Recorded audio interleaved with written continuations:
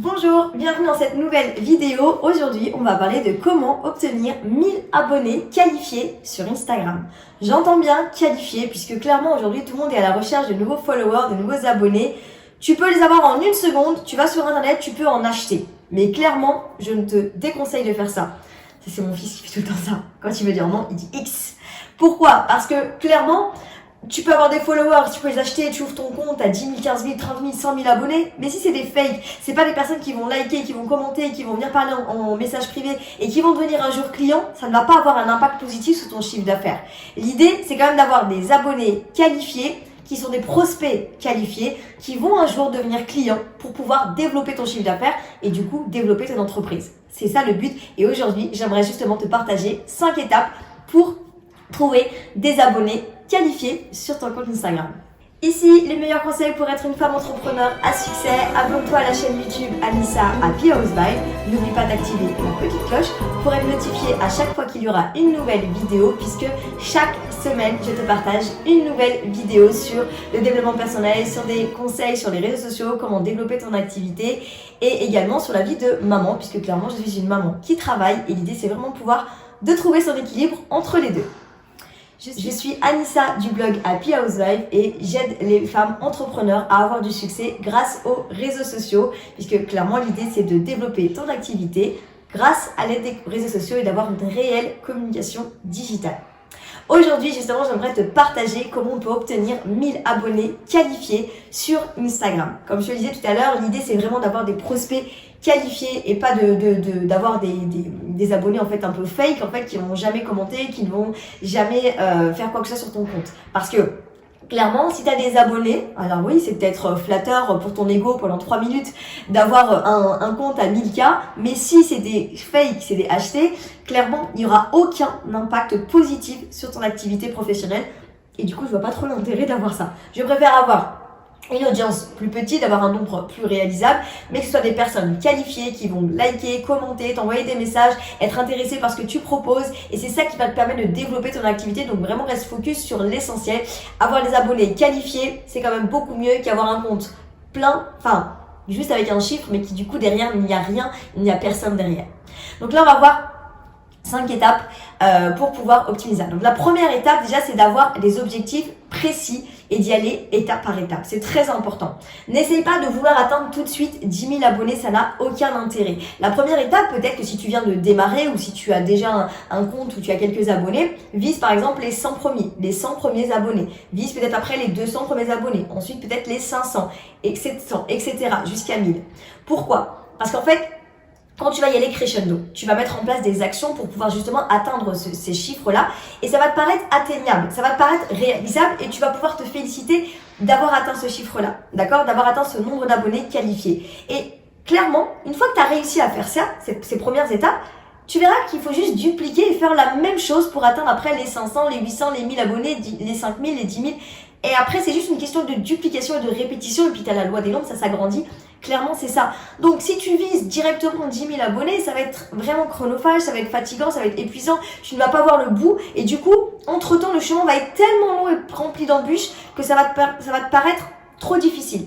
Donc vraiment, vas-y étape par étape. 100, 200, peut-être 500 et ainsi de suite. Et ensuite, tu as juste à refaire les mêmes choses pour pouvoir augmenter ton nombre d'abonnés qualifiés. Et tu verras, ce sera beaucoup plus simple d'atteindre cet objectif.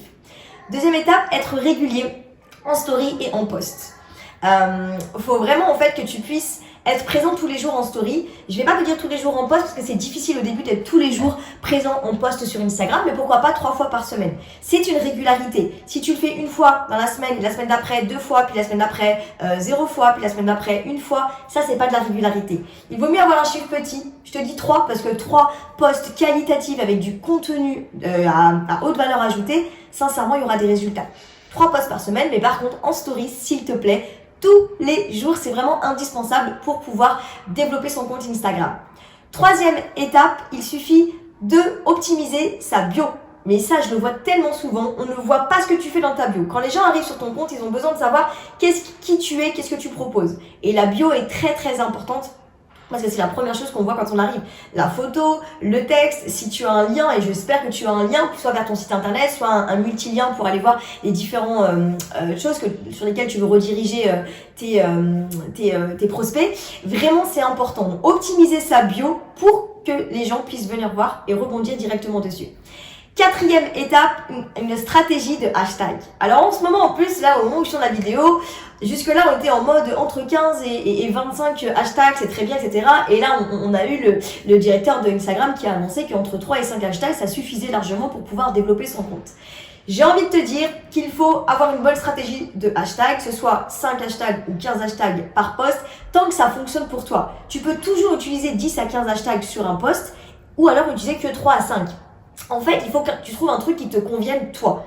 Parce que même si on nous donne des informations, on nous dit que maintenant on peut faire que à 3 à 5 hashtags, ça ne veut pas dire que les 15 hashtags ne fonctionnent plus. Ça veut juste dire que ça fonctionne aussi avec les 3 à 5 hashtags. Donc ça, c'est une stratégie à avoir, de trouver les bons hashtags et de pouvoir justement mettre ce qui nous correspond. À toi de tester, de mettre 3 à 5 hashtags peut-être, et puis à un moment 10, et puis à un moment 15, et ensuite avec les analyses dans le compte Instagram, de voir ce qui fonctionne le mieux pour toi, pour ton audience, pour ta niche, pour ton activité professionnelle. Okay ?